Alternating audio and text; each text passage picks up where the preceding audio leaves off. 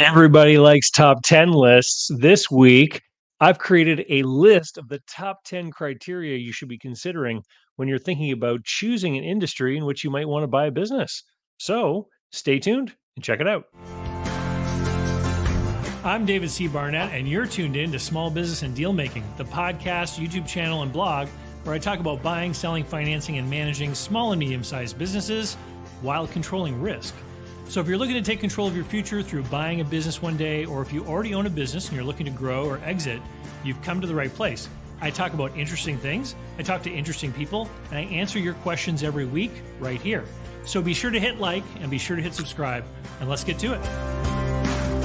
Are you thinking of growing your business or beginning a journey into entrepreneurship? Take a shortcut to success by buying an existing and profitable business the right way. Visit businessbuyeradvantage.com and learn more about my online training, group coaching, and consulting services designed to help you win. All right, first things first. It's been now a couple of weeks since my new book came out, and I'm really happy to be able to tell you that it zoomed up to the number one spot in a couple of different Amazon categories. Here's a screenshot here that I'm showing for the new book, Buying versus Starting a Small Business, Search or Startup, a guide to keep you from going broke, in the number one position in the consolidations and merger economics category. Now, we all know that Amazon has got some pretty small categories out there, but I'm pretty excited by this, obviously, because it's nice to see your book up in the number one spot. And if you haven't already, hey, go check it out. It's available now, Amazon as a Kindle paperback. It's available on audio. It's available on Apple audiobooks as well. There's a QR code on the screen that will lead you to dcbbooklist.com, which those are my initials. dcbbooklist.com takes you to my Amazon store where you can find all of my books as well as any other book that I've ever read that I think is valuable for a small business owner. And that's the caveat, because there's a lot of business books out there that are really for large scale, big business kind of situations, and don't really have a lot of applicable knowledge. And so whenever I read a book that I find useful for small business people, I put it into the bookstore. It's the easiest way for me to manage a reading list, as it were. And you can find that by scanning that code or heading over to dcbbooklist.com. So let's talk about industry criteria, because one of the most common questions that I get asked by people is, what kind of business should I buy? Um, and so if we had higher production values here, if we had a budget for editing videos, what I would do is, as I named off each of these categories, is I would have like a cool B-roll cut to me, like writing these out, or someone holding a number like at a boxing ring or something like that. But we don't have the budget for that, because making videos is just a marketing effort over here. It's not our main business. So I'm just going to read them off to you. So I got notes over here.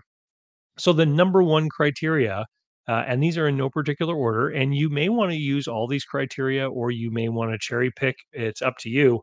I just want to bring this into the conversation to give you some things to think about. So the first one I have found, number one, familiarity or access to information. So, there's two big things here. Number one is industry knowledge. What do you know about an industry, right? So, if you've worked in an industry and you're familiar with how it functions, obviously that's going to give you an advantage, right? That should be one of the reasons why you might want to pick a business in the industry that you know about.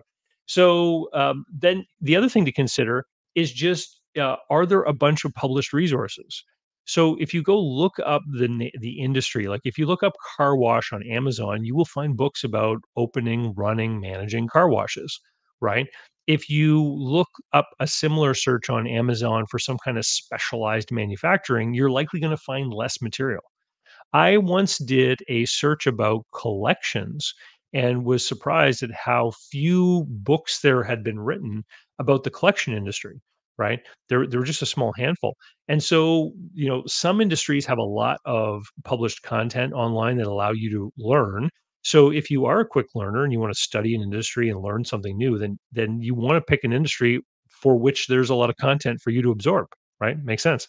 You want to understand the customer needs, you want to understand the operational challenges. I have had so many conversations with people who have looked at getting into industries that they didn't really understand.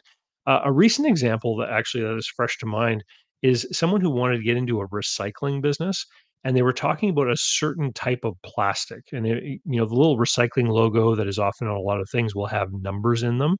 So, like, you can have the little recycling logo with a number like 2, 3, 4, 5, 6, or whatever, and these indicate different types of or compositions for plastic. And so one region may have a facility for recycling plastic number 4, for example, and another region may not. And so what this person wanted to do is they wanted to invest heavily in a lot of equipment to be able to recycle one of these kinds of plastics.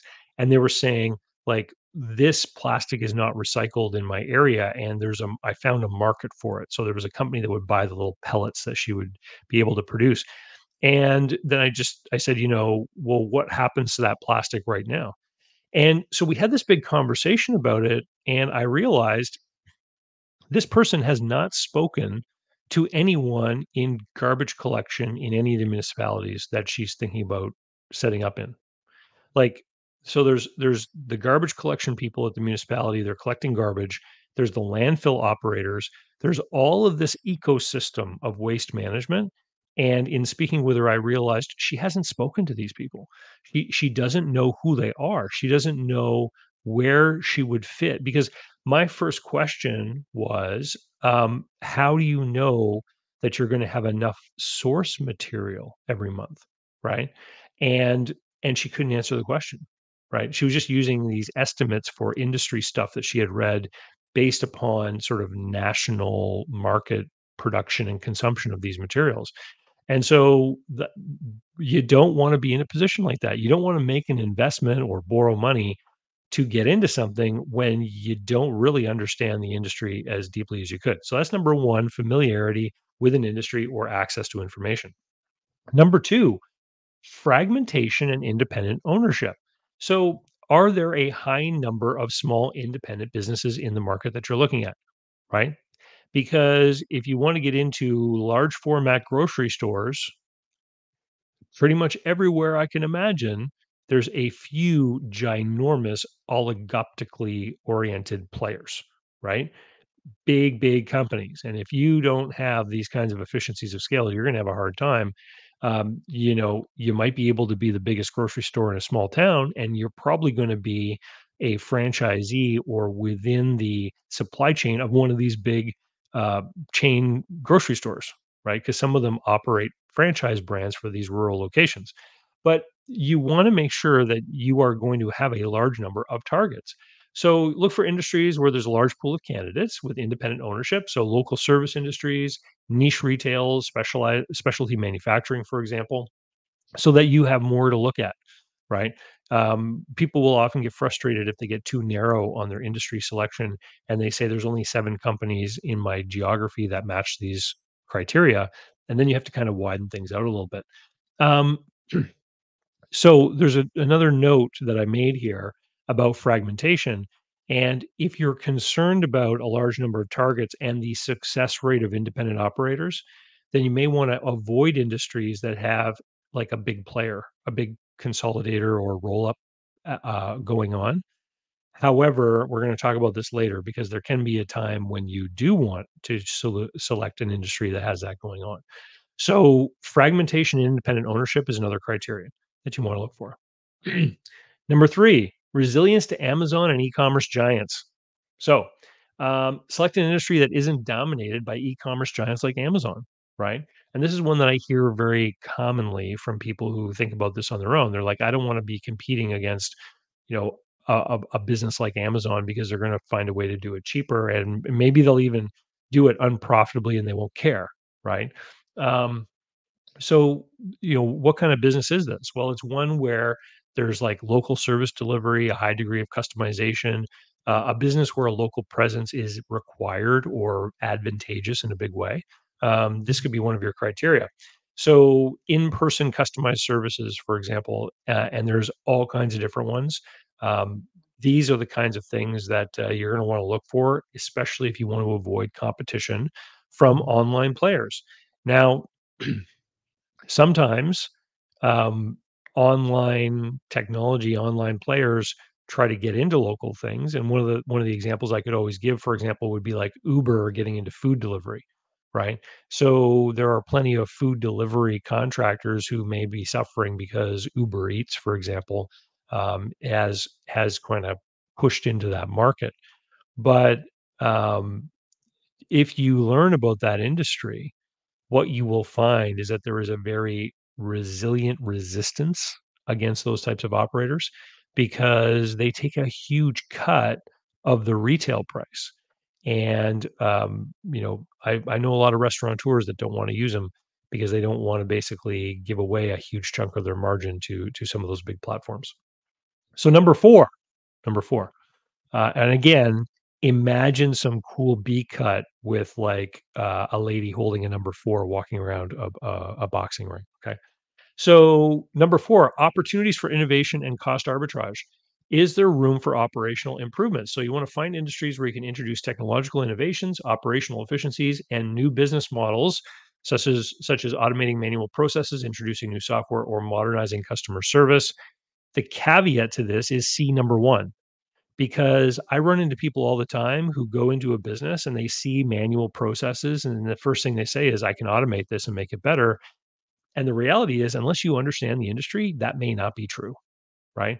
There are some really efficient paper and whiteboard technologies out there and businesses that run really well and solidly off of what most people would consider low tech. So be careful about what you're looking at. And if you don't know what you're looking at and you don't understand that what you're looking at is really efficient, um, don't gamble on this. So know your industry. Um, Cost reduction potential. Look for industries where cost arbitrages can be leveraged. So if you can reduce the overhead through some kind of cost advantage that you particularly have. So this is where people buying more than one business and putting them together can create an advantage. So I was talking with someone the other day who's looking at buying a business. The business happens to own a building. The building is got some extra space in it that's being rented out to someone right now, but the purchaser owns another business and they can move the other business into that space at the building. And so what he's saying is like, this creates an opportunity for me to make a great real estate investment because I'll be able to put both of my businesses in there and never have to worry about tenant issues and start paying myself rent instead of paying other people rent. So from his point of view, it made sense. So cost reduction potential rather. Um, if you especially if you have some kind of advantage you bring to the table. Underserved markets, so you might want to choose industries, for example, that there's an opportunity to grow into other or new places. Number 5, market stability and demand. Okay, so you want to look for steady or growing demand, industries that have consistent demand or are poised for growth rather than those that are highly cyclical or volatile. Now, everyone thinks about, for example, seasonal businesses or businesses that have a cycle which may be a couple of years. So construction is famous for this. So that people will often talk about a 5 or 6 year cycle in construction, but there are other much longer cycles that should be considered if you have the intention of buying a business and holding it for a decade or two before selling it. Let me give you an example. Large demographic changes. So, the baby boomers are retiring. We all know this, right? It's a big demographic play. 10 years ago, when I was working with people to help them finance businesses and real estate projects, I ran into for the first time a bank requiring a redevelopment plan as part of a financing application. So, someone wanted to build a special care home for seniors, but these things are financed over 25 or 30 years, right? And what the bank realized is that by 30 years into the future, the boomers will largely have passed on. And then there's going to be a demographic cliff in that industry. So if they're going to make a loan over 30 years, they want to know what you're going to do with the property afterwards. So in order to get the financing 10 years ago for this retirement facility, the person developing the project had to design the layout in such a way that there would be a plan B for the property. And the way that they did it is they designed it so that in the future, if they wanted to, they would be able to very efficiently convert every two of the small suites for the retired seniors into one-bedroom apartments. So there was actually a plan where it's like for very little investment, we would be able to convert this thing from a 50 unit seniors retirement home into a 25 one-bedroom apartment facility, which is going to be perfect for single Gen Xers, right? So so that's what I mean by thinking about long-term cycles as well. Um, Recession resistance falls into this category as well for market stability. So you want to focus on industries perhaps that perform well or maintain or remain steady during economic downturns, such as healthcare, maintenance services, or professional services. I would add another thing on there is that if you're really, really worried about recessions, you can also look at your market. So certain cities have a greater proportion of government or military activity in the economy. And so those people don't lay people off when times are tough. And so if you're worried that there could be a big downturn around the corner, then maybe be looking at a business opportunity in a state capital or a place like Washington or Ottawa or any city that has like a big, for example, military presence like San Diego, right, with the Navy. So number six, we're using two hands now. Number six, barriers to entry. So moderate or high barriers to entry. Industries with some barriers like regulatory requirements, expertise, or licensing can be advantageous. These barriers prevent new competitors from entering too easily, providing you with more security in your investment. Now, in industries that require specific technical skills or industry knowledge may be harder for outsiders to get into, but can also create that competitive moat, that competitive advantage. Um, I would say that if you're going to get into an industry with a high barrier to entry of this nature, then it's definitely a reason to buy a business over starting one because having all that regulatory stuff worked out is going to make it a whole lot easier unless you are a real pro in the business and you've already got a great understanding of everything that you're going to have to comply with. Number seven, profit margins and cash flow. So you want healthy profit margins. And what I would argue is that you want to look at for businesses with good gross margins. Um, why? Well, there's always going to be a demand for fuel oil in northern states and Canada, for example. But the margin on fuel oil is very low, meaning that you've got a lot of money potentially tied up in operating capital needs as you cycle through a very expensive inventory of oil, and you're making a very tiny margin on every gallon that you sell, right? Whereas if you have a high gross margin, so certain industries, your cost of goods sold might be 20 or 22% of, the retail price. It gives you more leeway in juggling cash flow and it allows you to more easily grow the business without having to have more operating capital invested. So it kind of unleashes growth potential. It means you don't have to constantly be seeking more operating capital to grow the business if that's part of your plan. So you want to look for healthy margins, consistent cash flow, predictable recurring revenue streams. We've heard this before, subscription models, all that kind of thing. So, profit margin and cash flow would be another criteria that I would call out. Number seven. Number eight, scalability and growth potential. So, the ability to scale. Look for industries where there's a potential to grow the business beyond its current footprint, either by expanding geographically, adding new services, or franchising would be another example. Um, so consider industries where you could grow through a roll up strategy by acquiring multiple small businesses to increase market share. Now, I mentioned roll ups before, how you want to avoid industries that have these, sort of big roll up players if you're looking for to buy a business and be that happy, small, independent, locally owned and operated business for the long haul.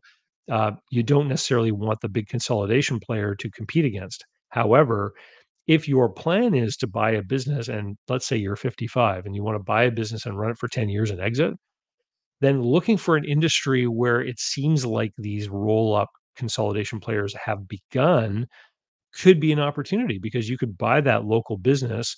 You could kind of pick the type of roll up acquirer that you think you want to sell to.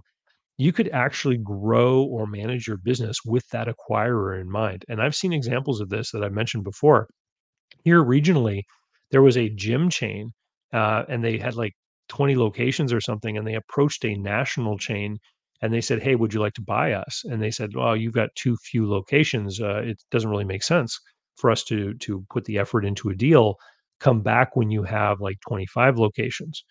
So what these guys did is they made a plan to grow to 25 locations. However, they went and visited some of the gyms of this national player, and they took pictures and they took note of the brand of equipment that they were using. They looked at the colors they were using, the carpet they were using, all this kind of stuff. And they built all their new locations and upgraded their stuff over time in their old locations so that they had all the same equipment as the national company, and they had all the same carpet and the same colors, the same design palette, as it were, of the national company. And then when they achieved their 25 locations, they went back and they said, now that we're big, you should buy us. And oh, by the way, look at how easy it's going to be for you to integrate us into your system because we're using the same equipment. We've got the same color carpet. We've got all of these different things that make us already kind of look like you. Right. And so that was a really smart strategy for these guys because it was a no-brainer for the acquiring company, and they saw immediately how easy it was going to be to integrate this acquisition into their big national company. Um, Number 9, regulatory environment. So we talked about licensing before. Let's discuss it a little bit more. So you want to look for for an industry that has manageable regulations, if there are any regulations at all. So you want to choose an industry where regulations are not overly complex or burdensome, and where changes in policy are unlikely to destabilize the business. While some regulation can act as a barrier to entry, overly regulated industries may create significant compliance risks and costs. So I mentioned this earlier about startup versus buying versus starting a business, right? If there are huge compliance and regulatory burdens and costs, if you're going to start a business in that industry, then you have to kind of do all that stuff up front and bear the cost of making sure that, your paperwork, your licenses, all this stuff is in order, your filings with different regulators, all that kind of thing, before you even have customers. And so this is what is meant by a barrier to entry. It means that anyone who wants to start a new business in that industry has these huge burdens they have to get over. Whereas if you buy a business in one of these industries, then all that stuff is already taken care of, right? You may want help to review it, like you might want a lawyer with experience in that industry to help you review all these things to make sure everything is compliant, but it's already in place, right? And that can be a huge advantage. Um, Industries that require specialized certification or licenses may provide protection against competition, but they also then require understanding of regulatory compliance and, do you have access to labor, right? So people will gravitate. There's this hot trend right now in these HVAC and home services businesses like plumbing and electrical. Well, that's great. Um, sure, plumbing always has to be done locally. Sure, there's regulatory stuff and licensing that creates a barrier to entry of sorts. And here's why I would say of sorts, because there's always competition versus substitution, right? I've owned my own buildings before, rental properties. I've owned my own houses before. And anyone who's been a homeowner for long enough will tell you, yes, you can hire a plumber. Yes, it's faster, easier, um, quicker, and will be done right. However, if you're an unemployed homeowner and you don't have a lot of money and you've got time on your hands, there is always the guy at Home Depot who will take the time to explain to you what you have to do.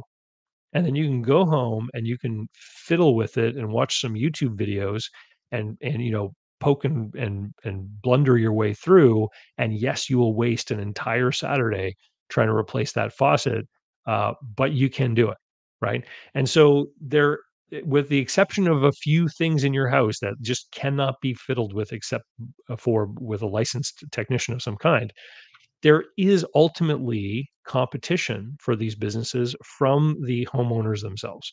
right? It's called substitution competition. It's like if you are in the taxi business and you're the only taxi in town, you can't just double your prices because otherwise people will just use their bicycle, right?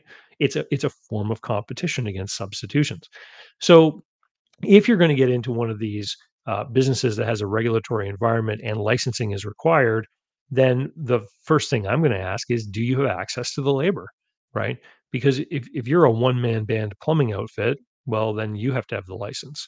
But if you want to grow to 100 plumber HVAC or 100 technician HVAC company, then the question is, where are you going to get all the technicians? And so that's a big question, right? Are you going to, offer more money? Are you going to have do you have some advantage in recruiting?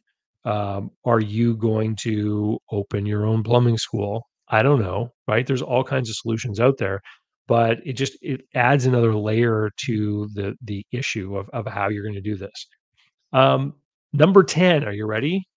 The 10th thing to consider when choosing an industry is you. What do you like? What are you interested in?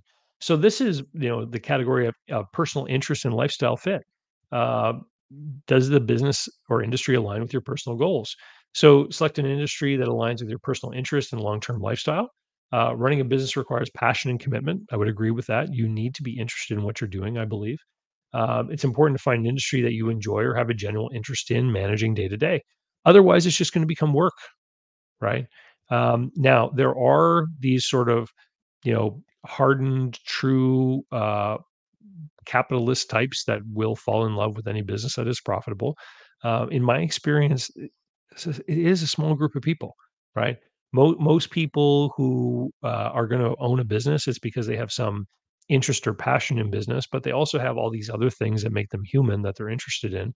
And there's got to be some relationship between what you do every day and what you think is making life for you, your customers, and society better, right? There has to be alignment there. You can't be going to work with the idea that what you do is not contributing to those things because eventually you'll end up in this state of cognitive dissonance where I think eventually it leads to mental health issues, right?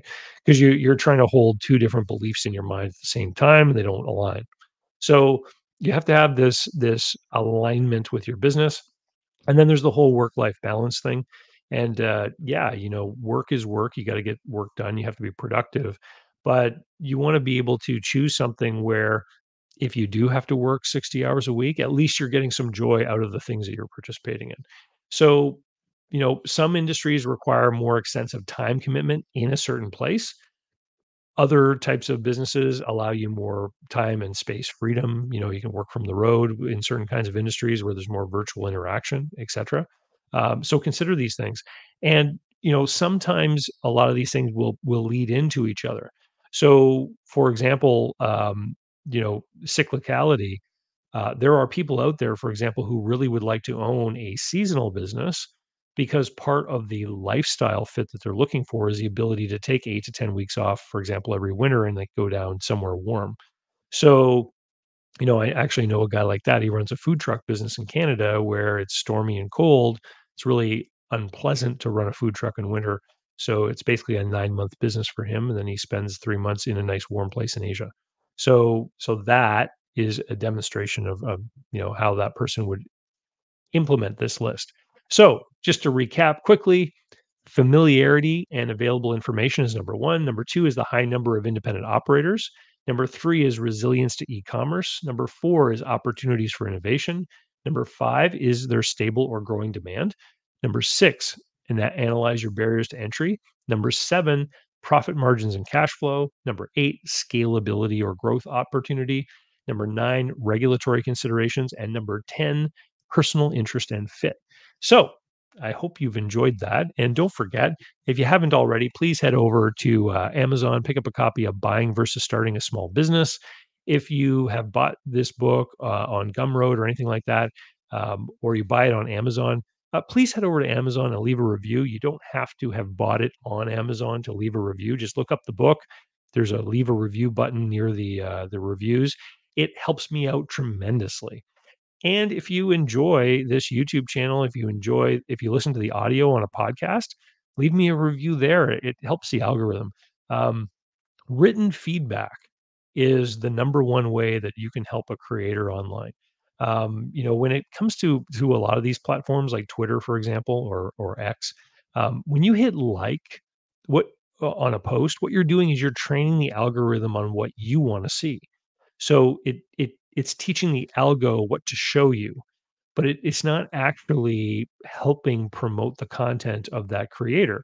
It's when you actually write a written comment that the algo says, "Oh, this is so insightful or captivating or interesting that someone has stopped and taken time out of their day to interact with this piece of content." Because at the end of the day, the currency of all these platforms is you and your attention. And so whenever you demonstrate that you are investing your time and attention into a piece of content, that's what the algorithms are looking for so that they can see, oh, yeah, this is good stuff because people are giving us their attention. At the end of the day, that's what these platforms are selling to their advertisers, right? So there's a bit of an insight for you. Anyway, hope you're enjoying the program. Please don't forget like, subscribe, all that sort of thing, and we'll see you next time. Cheers. So, how can you learn more about buying, selling, financing, and managing small and medium-sized businesses? Easy. Go over to my blog site, davidcbarnett.com, where you can learn more about me and how I work with my clients. You can learn more about my books and courses that I prepared for you. You can find out how to subscribe to my email list, the YouTube playlists, and more. There's literally hundreds of hours of content there, all for free, and I'd love for you to be my guest. Special thanks go to Mark Willis at Lake Growth Financial, today's video sponsor. Mark helps people better manage their personal and business finances through the Bank on Yourself insurance strategy. This is something I've done personally and I've seen others use it successfully for years. Go to newbankingsolution.com to find all the interviews I've done with Mark and learn more about the advantages of these programs. While there, sign up for a free consultation to learn what this solution might look like for you.